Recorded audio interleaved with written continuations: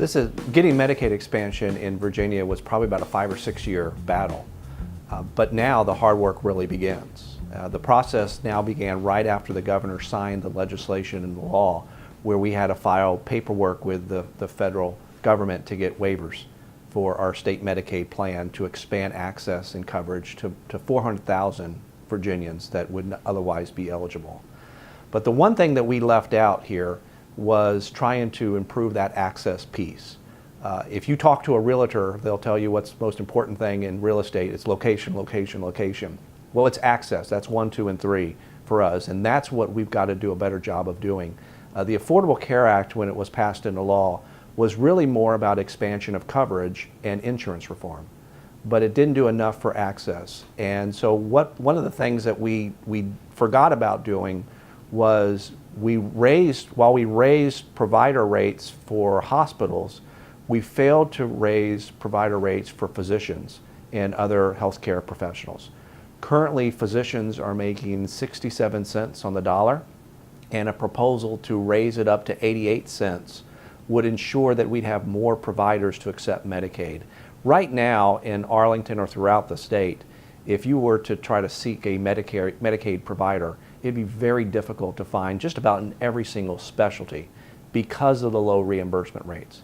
But if we were to raise that rate up to around 88 cents, and it wouldn't cost too terribly much for the Commonwealth to do that, then we would see more providers accept more Medicaid patients. I'm a big believer in a patient-centered medical home, that every patient who has coverage should have a medical home that they can go to.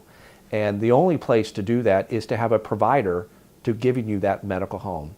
It's not getting your care in the ER. And I think that's something that we need to be very concerned about, because when this law actually goes into effect, and it goes into effect January 1st, the people that will receive coverage, up to 400,000 people will have coverage, 7,000 people here in Arlington, they still don't have a doctor to go to. And the concern is that they would end up going to get their care in an emergency room. And that's the most expensive place to get your care.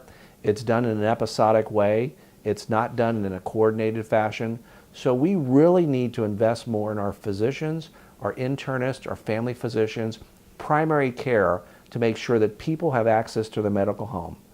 The second thing I would say that we need to do when we go back to Richmond in 2019 is I'm very concerned about the access piece when it comes to rural Virginia. You know, you really need to have more providers out there. I would like to see us set up a network of community clinics where people can go and get their care. It goes back to the patient-centered medical home model. We can find those access to physicians here in the urban parts of our state, Northern Virginia, but it's really the rural areas that are going to need some assistance with providers.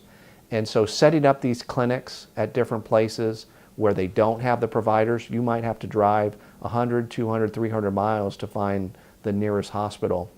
Let's set up a network of community provider clinics where people can get access to their care, have their medical home, and a really critical piece to that is have them digitally connected. Have an electronic health record so that when you come in to treat your diabetes or your heart disease, your hypertension or your asthma, that there's a record there of your past treatments. It would have access to all your medications. They would know your different medical scans that you've received, your latest different blood pressure, and all the different measurements that we need to determine whether you're sitting on a right track to get in your health care to manage your chronic disease.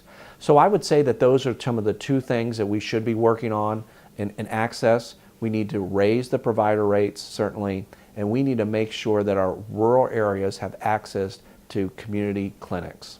We do have, because of the acceptance of federal dollars, we do have money that we have been consistently spending on care in the community, like mental health, substance abuse, health care for our prison inmates, that will now be paid for by the federal dollars. We do have that money now that's freed up that we can direct and put in other places. And so I think they're going to be making some different decisions on how that money gets spent, but a big part of it has to be devoted to making sure that we provide access to all these new people that have suddenly found themselves with an insurance card but no doctor to go to. And so I think that there's going to be a lot of support around doing that. We tried to do it towards the end of the session, but as far as sessions go, the agreement that we've reached with the Medicaid expansion would involve going back to a conference committee, and we really didn't want to take that chance. And so there's agreement, there's a couple of things we need to do, and hey, look, this is just a work in progress. You know, you look at all healthcare plans that have been passed over the years, they're always amended, they're always tweaked. I expect that this one will try to make some improvements to it over the years. This is just one improvement that I think that we can spend our money and our time on. Access is always going to be a challenge. It's always going to be one that we're going to have to work very hard to make sure that the physicians and the hospitals are adequately reimbursed so that they can provide the care that's needed for people to have health care.